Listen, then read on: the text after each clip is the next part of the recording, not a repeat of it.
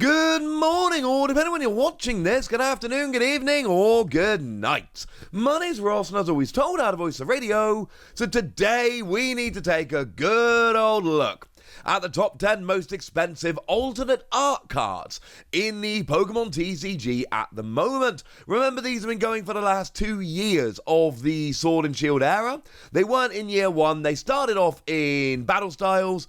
Although, spoiler alert, none of the Battle Styles ones are making this list, and they've been going on right up till and including Silver Tempest. The thing is, it's been like 6 months since we did this list. There have been a bunch of changes. A few cards have started spiking in price. We've had some new sets that have brought some cards very near the top of this list. It is, frankly, ladies and gentlemen, time we had another look at it. And we've actually got a bunch of honorable mentions. There are now a whole bunch of cards that come in at over $100 that couldn't make it onto this list. So, Umbreon V, the V, not the V Max. Really good card, really beautiful. It's Umbreon. Everyone likes Umbreon. It's a $100 card. Didn't make it onto this list. Obviously, the V Max did. We'll get there in a minute. But the regular Umbreon V did not make it onto this list. Machamp, the card from Astral Radiance, which has gone nuts and is way more expensive than it really has any right to be. It's a $100 card, not on this list. Rayquaza V from Evolving Skies. You're going to see a lot of Evolving Skies on this list. $105, I think I put that one at. Did not quite make this list, even though it is a very expensive card. There's a reason Evolving Skies is the best set. Aerodactyl, the best card, or one of them at least, not the best, but one of the best that came around from Lost Origin. Another one of those cards that really is far more expensive than it has any right to be, and doesn't really make any sense, especially when you look at the Japanese card. That's a $120 card. Does not make it onto this list. The beautiful Galarian Moltres V that I know an awful lot of people are a huge fan of. One of the few alternate arts I've ever actually pulled. $125 card. Doesn't make the list. And the only Evolution V Max that I pulled, Sylveon, $140. Does not quite make this list. And if $140 Sylveon is not making this list, you better believe this is one impressive list full of very impressive cards. So in at number 10, we've got Glaceon VMAX, which is roughly a $150 card. I've been having a look at TCG Player, I've been having a look at eBay, I've been having a look all around.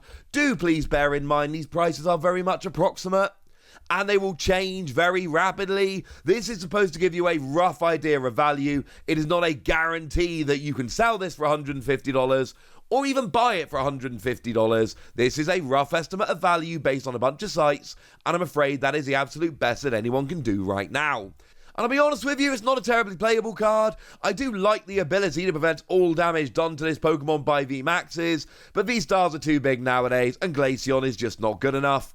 It's just a beautiful artwork of Glaceon, and I think having both Pikachu and Eevee on the artwork doesn't hurt. Now, in at number 9, we got Blaziken, which is coming in at somewhere in the region of a $155 card, and Blaziken is one of those which has been climbing lately. It was not $155 a few weeks ago. It is climbing. It is one of those, it's climbing quite steadily, and these cards that start climbing steadily tend to keep climbing and keep climbing, and I rather suspect that in the not too distant future, this is going to be one of those cards which just goes a little bit nutty. Of course, Blaziken is a fully evolved first partner Pokemon, which is kind of a big deal. People like the first partner Pokemon. And yeah, it's Blaziken, it's lovely artwork. It's one of those that's got cameos by a bunch of different Pokemon. There's an Inteleon on there. In fact, the whole Inteleon line. There's a Zangoose. It really is a rather awesome card, and very deserving of coming in at number 9. Has actually seen a little bit of play, certainly a while back, because Colorless Energy, and you got to attach energy, and that did include Rapid Strike energy. It was a cool card, but it was one of those that was never quite good enough, although did see a bit of play and did get teched into a few decks here and there. Coming in at number 8, we've got Gengar, coming in at about $160, and this is one of the weird ones for me, because Fusion Strike as a set has gone down as largely disappointing. It is the biggest set we've ever had, and there's an awful lot of filler in the set. And it's one where boxes have been quite cheap. But it's also a set that gives us 3 of the 10 cards on this list. It is a hyper top-heavy set. No, it's not particularly good other than those 3 cards, but there are 3 cards in there that are absolutely crazy. Gengar is the 3rd, the lowest of them. And obviously, look, it's Gengar. Everybody loves Gengar. It's So-So, who's a very popular artist. And although Gengar doesn't see play now, do remember there was a time back when this set dropped when Gengar was actually a proper job top-tier deck. It just didn't, unfortunately, last very long. In at number 7, we've got Leafeon, otherwise known as the card I really should be trading for, because I absolutely love it. I did pull the Sylveon. I keep meaning to try and trade the Sylveon for the Leafeon. Hit me up on Twitter if that's something that sounds like fun. For me, it's Hyaganasuke. I love Hyaganasuke.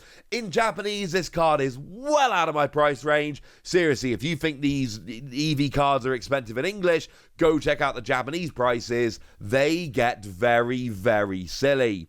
But this is just a very popular card of a very popular Pokemon, and evolutions are always popular. For me, it's the artist, but I'm not sure it is for everyone, although I do adore Hyaganasuke. And do bear in mind, Leafeon, it's not been a top tier deck, but it has been hanging around the fringes. It has been high up pretty much since it came out. And again, it's not topped for a little while, but it's always kind of been hanging around, so it is very much one to watch. Now, in at number 6, we've got Espeon VMAX coming in at about 165 again. Do bear in mind, if I'm listing these Pokemon at the same prices, I have gone and looked at a bunch of sites. I have made sure to do the tiebreaker. They both 165 just seems like the right price for Leafeon and Espeon, but Espeon generally does tend to trend just that little bit higher. And this is one of the other ones from Fusion Strike and comes with an apology, because I told you there were 3 from Fusion Strike on this list. There aren't. Mew didn't make the list. Mew comes in at about an $80 card, which is obscene to me, given how playable Mew is and how popular it is. Mew seems massively undervalued, but what can I tell you? I can go on TCG Player right now, and I can go and buy a Mew VMAX for $80. So it's not making the list, ladies and gentlemen, even though it feels wrong, and it really feels like it should be making the list. And for a long time it did. And that's why I got confused. But yeah, I've just gone and double checked my list. Mew VMAX ain't on it. And I can go and pick one up for about $80 right now over on TCG Player. As for Espeon, Espeon's actually started seeing a bunch of play lately for the ability that prevents all effective attacks from your opponent's Pokemon done to any of your Pokemon that have energy attached.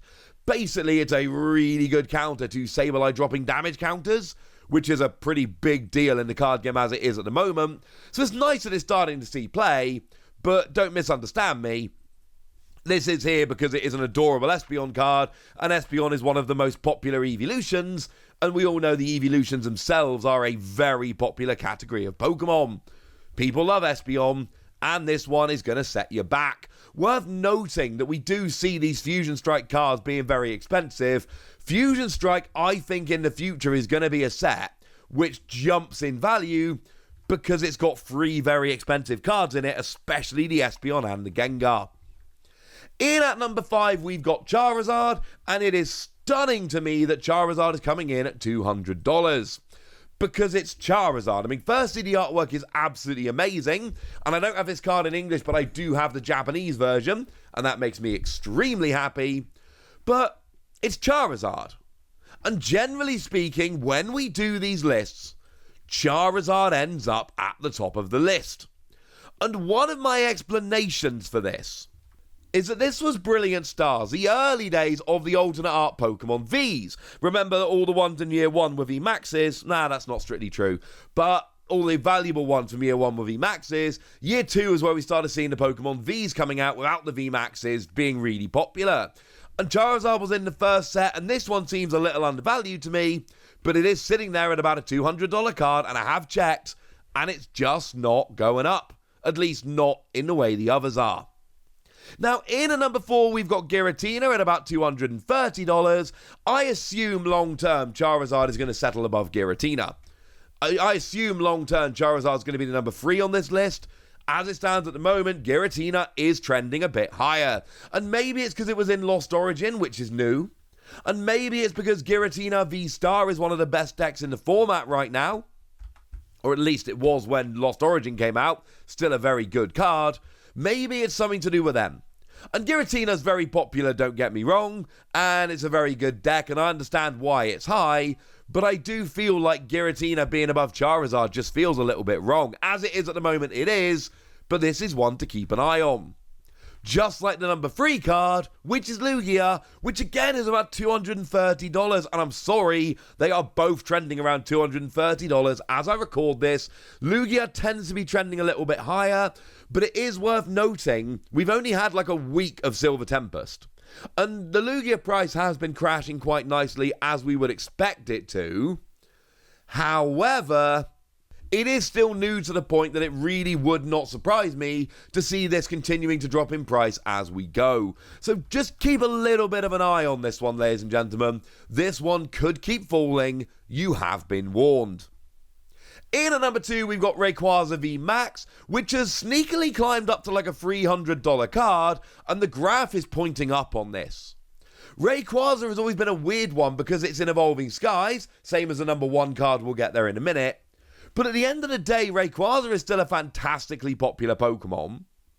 And it's still an alternate art V Max, and the pull rates for the alternate art V Maxes are very, very low. And I always expected Rayquaza to be playable. I like the attack doing a huge amount of damage. I like the ability which lets you discard your hand and draw 3 cards. But as it stands at the moment, it's not working. It's just not being good enough. But I'll tell you something for nothing, ladies and gentlemen. This Rayquaza is climbing very, very high. The artwork is stunning. Rayquaza is a very popular Pokemon. And even though it's not ended up being as playable as I was hoping it might be, it's $300 now and it's still going up. This seems to be cemented. I think numbers 3 to 5, because you really can draw a line under Charizard at 5. But I think you can draw a line under Rayquaza at 2. And I think Charizard, Giratina, and Lugia are going to be fighting it out for 3 to 5. But Rayquaza V Max really does seem cemented in at number 2 now. But number 1 is Umbreon, and Umbreon's not going anywhere. And one of the things I pointed out when Silver Tempest first dropped, when the pre-releases happened, and the first Lugia were getting into people's hands, people were spending more on Lugia than they would have on this Umbreon, which my best guess at the value of this is roughly $550. But as is the case with all cards that get this expensive, you will see some pretty wild fluctuations from week to week. You'll see these selling for $450, you'll see them selling for $600. It really does depend. I'm sorry, when you get higher up, that does just happen. But $550 to me seems like a fairly good approximation of value. And this is not going anywhere anytime soon. This is number 1 by a mile, and it's going to stay there. And sure, we all like the ability that when you evolve into it, lets you gust one of your opponent's Pokemon. But it's a combination of, it's Umbreon, and Umbreon is always the most popular of the evolutions, one of the most popular Pokemon there is, but also the artwork. And the thing is, one of the things to note about this Umbreon, it has now become an iconic card. As we look back at the Sword and Shield era, even though Umbreon's not a Sword and Shield Pokemon, at least not, didn't come out in Gen 8, this is going to be the card. This is going to be the defining card from the Sword and Shield era. This is going to be the one that everyone remembers. So yeah, it's number 1 and it's not going anywhere. And you, like I say, you'll be able to pick it up sometimes for less than $550, but you're not going to be picking it up cheap. And this is going to be one of those cards where it's just going to get more and more expensive as time goes by. Evolving Skies is already a set which is basically impossible to pick up at retail unless you can find a restock on the Pokemon Center. Because remember, it's got the Umbreon, but it's also got the Rayquaza, and it's also got the Evolutions. Although not Espeon, remember Espeon was in Fusion Strike. But 4 of the top 10 cards on this list, including the top 2, were from Evolving Skies, and a bunch of the ones that just missed are from Evolving Skies. So it's not just that this card is very expensive, it's that Evolving Skies, the set as a whole, is becoming very expensive. And this is one to keep an eye on, ladies and gentlemen, because it's not going anywhere anytime soon. It's interesting now that Lugia and Giratina have come in to really fight Charizard for spots 3 to 5. It's interesting that Rayquaza has jumped up into a really dominant number 2 position. And there are so many cards, even the ones that didn't make this list, that are absolutely worth pulling and bringing in a whole bunch of value. But now it's over to you guys. I want to know what you think about this. I want to know which of these you pulled. I want to know which ones you want. I want to know anything you want to tell me. So let me know in the comment section, would you? Go nuts! Be nice! And then make sure you like this video, subscribe to this channel, follow me on Twitter at @TheWasi. That's where we talk Pokemon and card games and Pokemon card games, all kinds of fun things. And please do consider checking out patreon.com/PTCG Radio, where you can support the channel.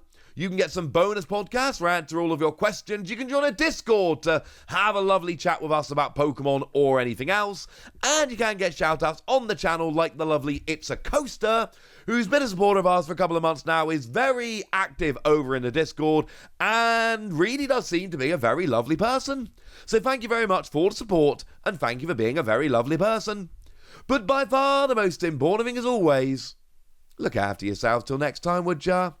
Thank you very much for watching. My name's Ross, and you've been watching PTCG Radio.